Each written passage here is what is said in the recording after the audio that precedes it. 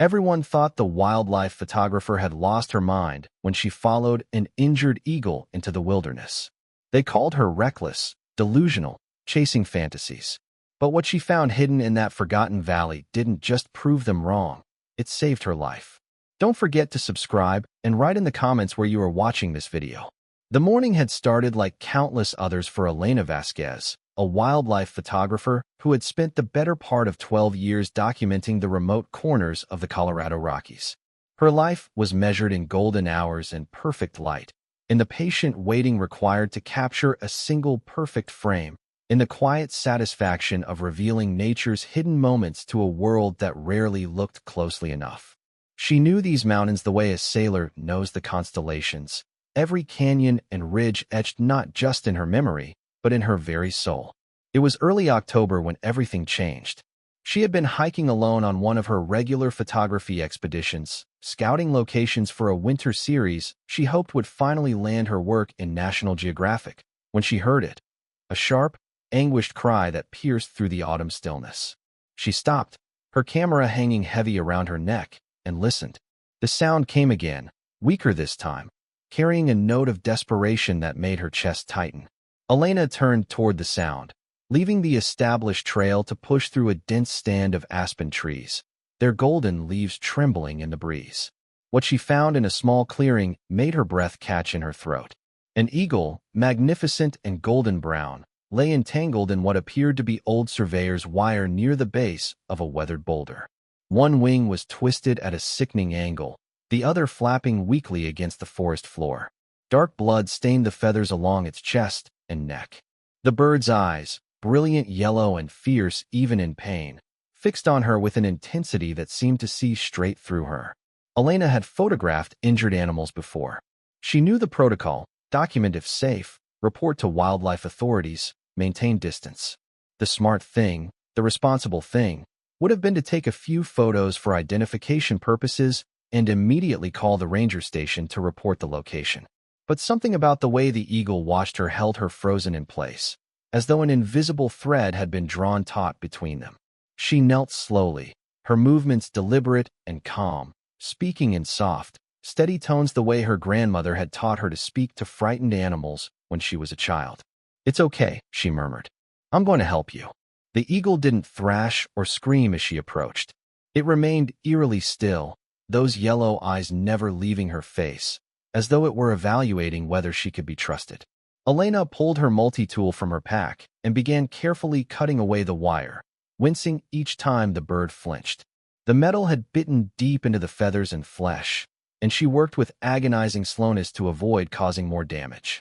When the last strand fell away, Elena stepped back, expecting the eagle to attempt flight or at least drag itself to safety. Instead, it did something that made the hair on the back of her neck stand up. The bird pulled itself forward several feet, stopped, and turned its head to look directly at her.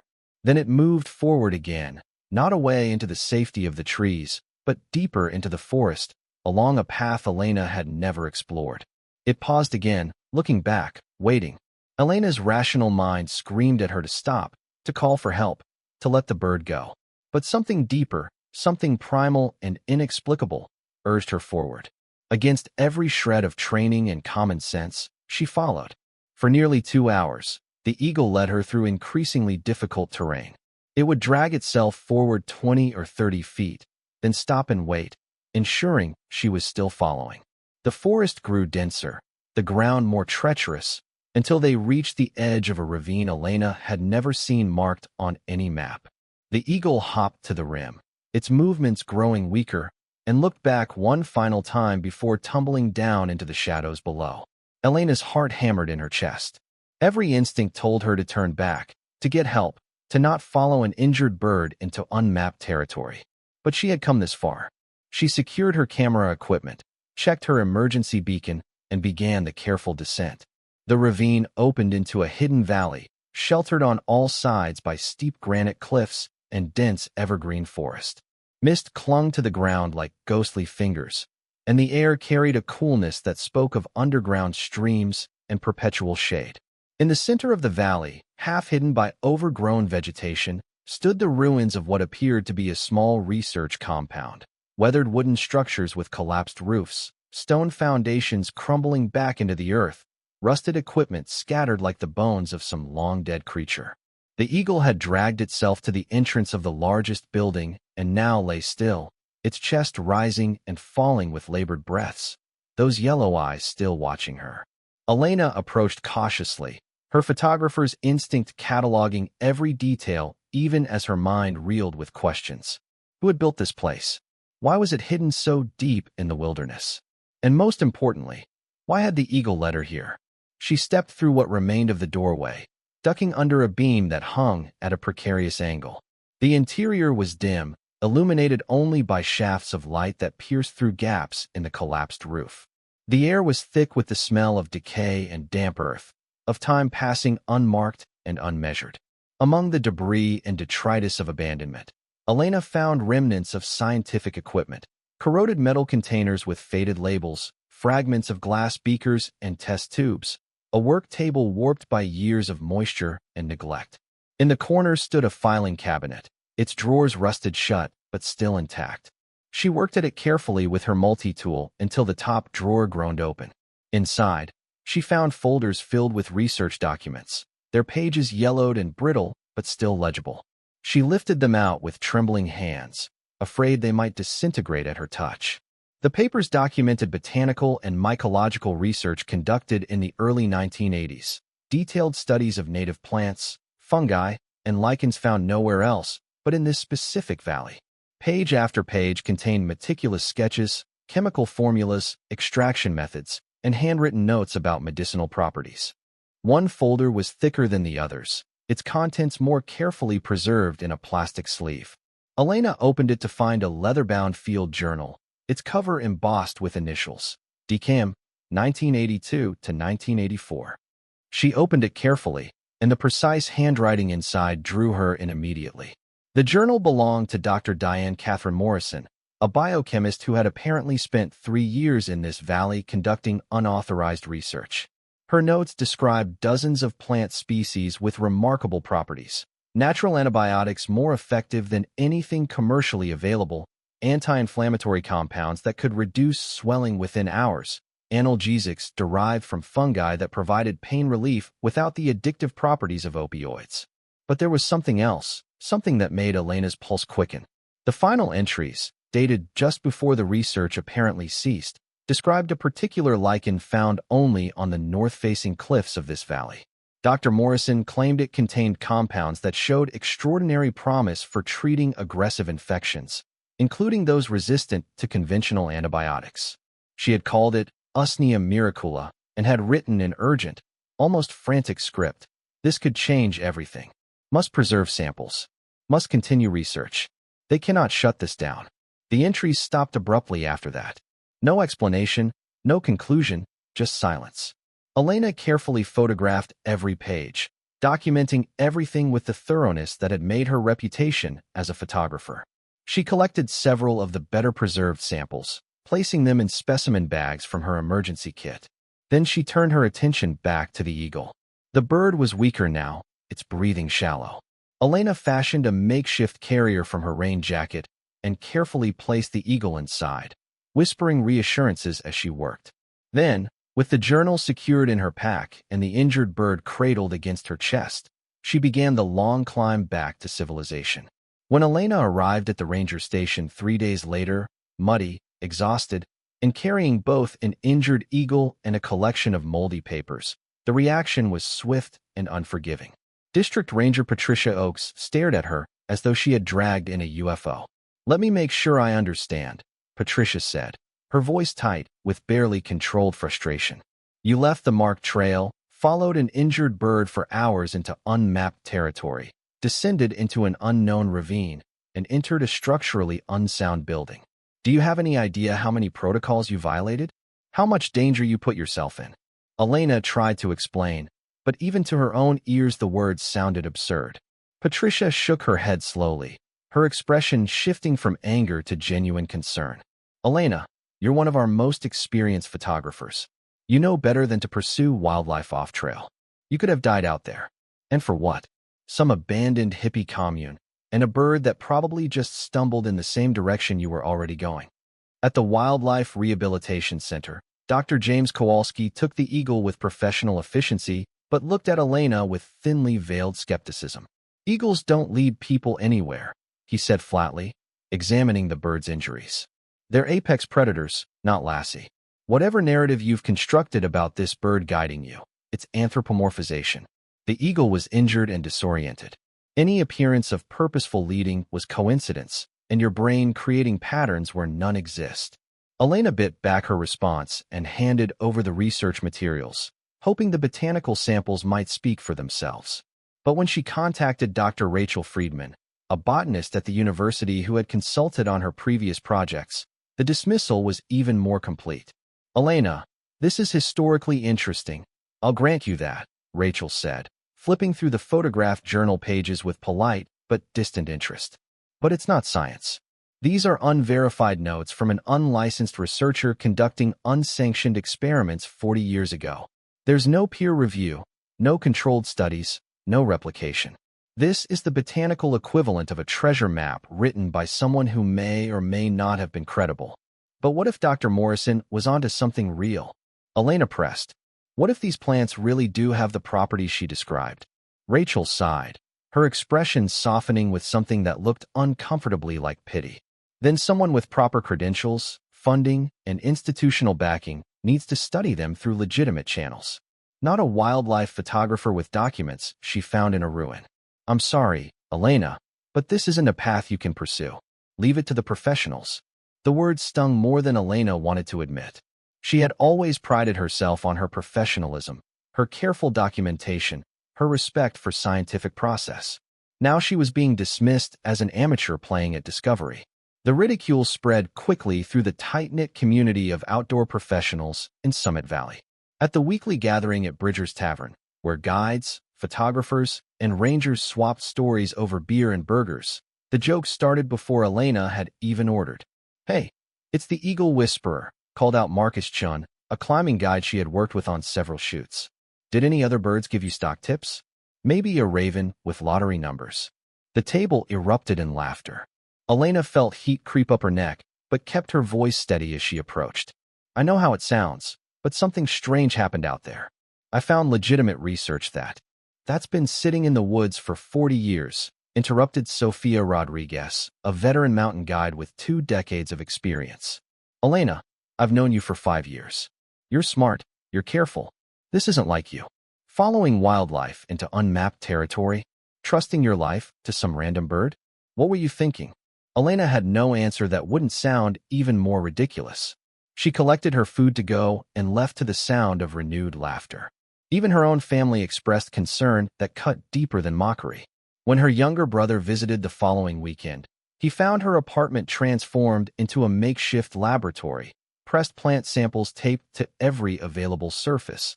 The journal pages spread across her dining table, reference books stacked in precarious towers.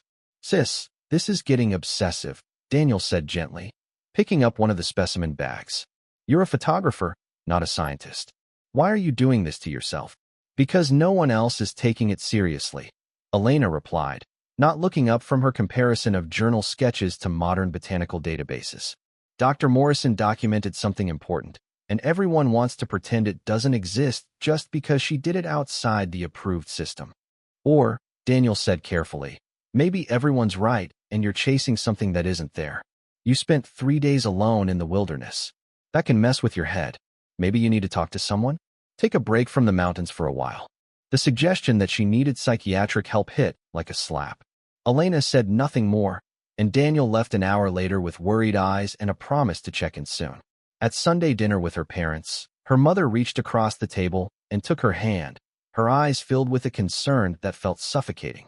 "Mija, your father and I are worried about you. All this time alone in the mountains, and now this obsession with the eagle and the old research. It's not healthy. We think maybe you should come stay with us for a few weeks. Get some rest. Be around people." Her father nodded in agreement. "You've always been independent, Elena, and we've always supported your work. But this is different. You're isolating yourself, pursuing something that everyone with actual expertise has told you isn't worth pursuing. That's not rational behavior." Elena withdrew her hand and excused herself early, the weight of their concern pressing down on her like a physical burden. Even her closest friend, Jennifer Wu, a journalist who had accompanied Elena on several wilderness assignments, couldn't hide her skepticism when they met for coffee.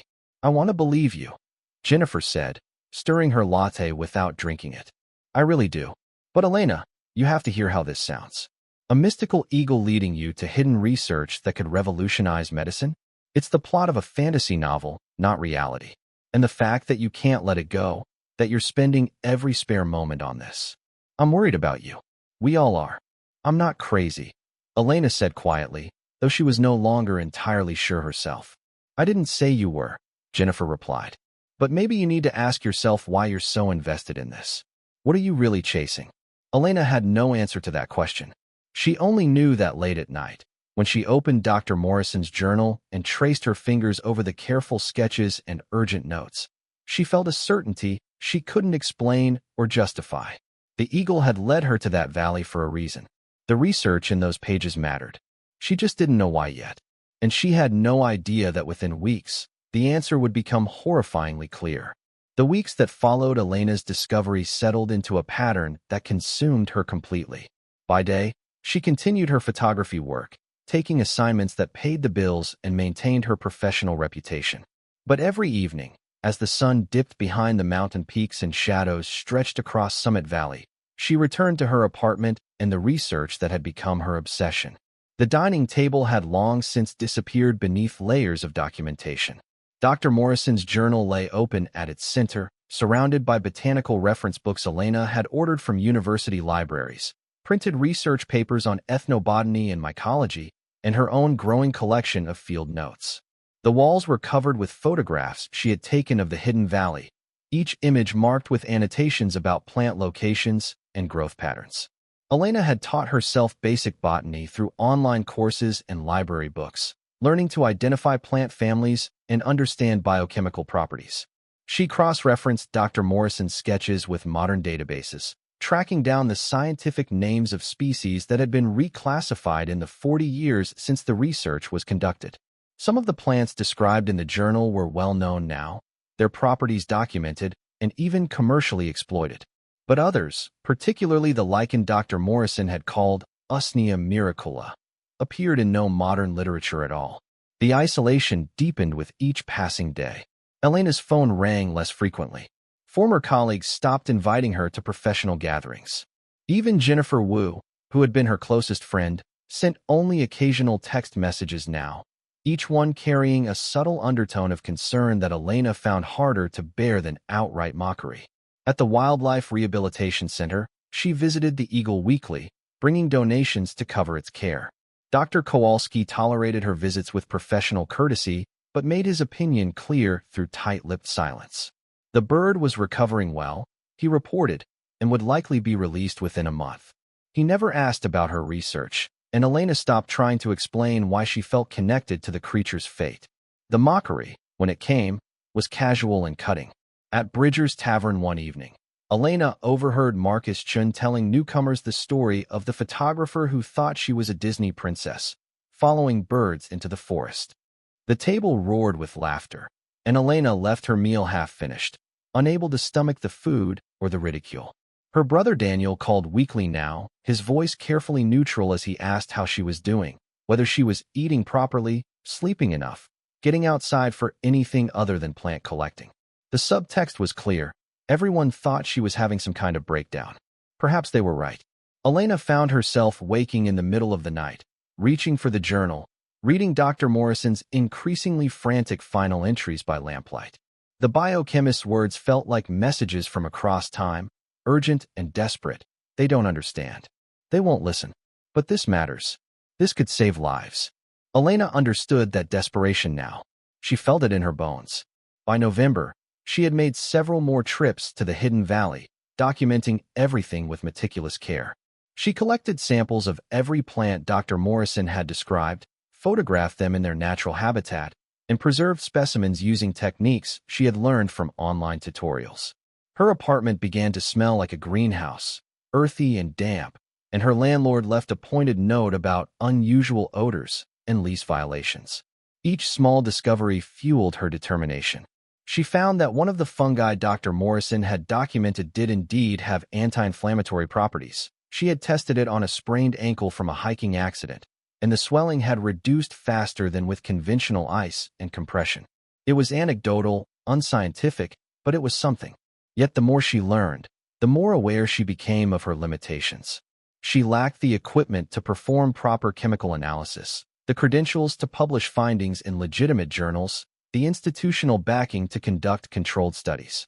She was a photographer playing at science, and everyone knew it. The turning point came in mid-November, though Elena wouldn't recognize it until much later. Summit Valley had always been a healthy community, sustained by clean mountain air and an active outdoor lifestyle. But that November, something shifted. It started with a handful of cases, hikers developing severe respiratory infections after trips into the backcountry, infections that didn't respond well to conventional antibiotics. The local clinic attributed it to seasonal flu and sent people home with standard treatments. Dr. Amelia Torres, the clinic's lead physician, sent samples to the state health department for analysis. The results came back inconclusive. The infection showed characteristics of several known bacterial strains, but didn't match any exactly. It was as though multiple pathogens had somehow combined or mutated into something new. By December, Summit Valley was in crisis. The clinic had called in additional staff from neighboring towns. The small hospital in the valley below was accepting overflow patients. Schools closed as children fell sick in alarming numbers. The tourist season, crucial to the valley's economy, effectively ended as word spread about the mysterious respiratory illness plaguing the area. Elena watched it unfold with growing horror. She saw neighbors she'd known for years struggling for breath, being loaded into ambulances. She heard the coughing echoing through apartment walls at night. She read the worried updates posted in the community Facebook group, saw the fear creeping into every conversation. And late one night, reading through Dr. Morrison's journal for perhaps the 100th time, she found an entry she had previously overlooked. It was dated March 1984, written in the margins of a page about seasonal plant variations. Observed unusual bacterial growth in soil samples from Lower Valley. Appears dormant in cold months, but activated by temperature increase and moisture. Natural antibiotic properties of Usnea miracula show remarkable effectiveness against this strain. Must investigate further. Could be significant health concern if bacteria spreads beyond valley ecosystem. Elena's hands trembled as she read the words again. Dr. Morrison had encountered something similar 40 years ago, and she had found a treatment. The next morning, Elena went to the clinic. She brought Dr. Morrison's journal, her documented samples, everything she had compiled over the past 2 months. She asked to speak with Dr. Torres. The physician was exhausted, dark circles under her eyes, her movements carrying the weight of too many critical patients and too few answers. She listened to Elena's explanation with obvious skepticism, flipping through the journal pages with a frown. Ms. Vasquez, I appreciate your concern, but this is 40-year-old research conducted by someone with no verifiable credentials. We're dealing with a serious public health crisis. We can't experiment with unproven folk remedies. But what if it works? Elena pressed. What if Dr. Morrison was right about the lichen's properties? You said yourself that conventional antibiotics aren't working well. What do you have to lose by testing it? Dr. Torres closed the journal and handed it back. I have patients' lives to lose. I can't administer untested substances based on old notes and your gut feeling. That's not medicine. That's desperation. I'm sorry, but no. Elena left the clinic feeling the full weight of her helplessness. She had what might be the answer, and no one would listen. No one would even look. That evening, she sat in her apartment, surrounded by her samples and documentation, listening to the sounds of illness echoing through the building. A child cried somewhere above her, the cough wet and labored. An elderly man in the unit next door had been taken to the hospital that morning and hadn't returned. The Eagle had led her to that valley for a reason. Dr. Morrison had left her research there, preserved against time, for a reason. Elena felt these truths with absolute certainty, even as the rational part of her mind questioned her sanity. She thought of Dr. Morrison's final journal entries, written in increasingly desperate handwriting. They won't listen. But this matters. This could save lives. Elena understood now what had driven the biochemist to conduct unauthorized research in a hidden valley. It wasn't madness or ego. It was the unbearable knowledge of possessing an answer that no one else could see. Outside her window, the December night was cold and clear, stars brilliant against the darkness. Somewhere in the hospital below, people fought for breath while medicine that might save them sat unused, dismissed as the fantasy of a photographer who had followed an eagle into the wilderness. Elena opened the journal one more time, her fingers tracing over Dr. Morrison's handwriting. The words seemed to pulse with urgency across the decades. This matters. This could save lives. Tomorrow, she decided, she would find a way to make them listen. Even if it meant risking everything she had left, her reputation, her career, her own health. The valley was dying, and she alone held the key to its salvation.